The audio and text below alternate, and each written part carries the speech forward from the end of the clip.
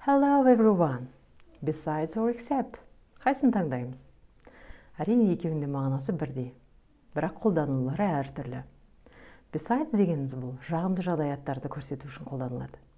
Мысалы, сіздің қосымша қандай да бір затты білетініңізді, қосымша қай жерде болғаныңызды, қосымша бір затты алғаныңызды, яғни жағымды жағдайды көрсетеді.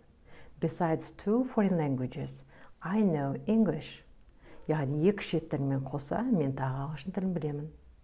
Немесе besides you, all my friends are here.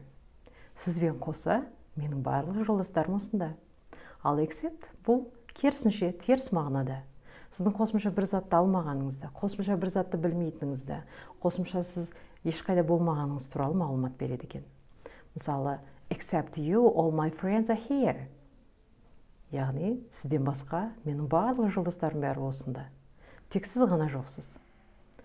Except 2 foreign languages, I know English. Екі шет тілінен басқа мен ағылшын тілін білемін. Яғни екі шет тілін білмеймін, бірақ ағылшын тілін білемін деген мағынада беріп тұр. Сонымен except дегеніміз бұл теріс мағынада берсе, білмейтініңізді, алмағаныңызды, көрмегеніңізді, болмағаныңызды білдірсе, besides ол керісінше сіздің қосымша қандай да бір нәрсені білетініңізді, қосымша бір затты көргеніңізді, қосымша сол жерде болғаныңыз туралы жалпы мағлұмат береді екен. Ал енді except және besides сөздерінің мағынасы түсінікті болса, онда астындағы жаттығуларды жасай кетіңіздер.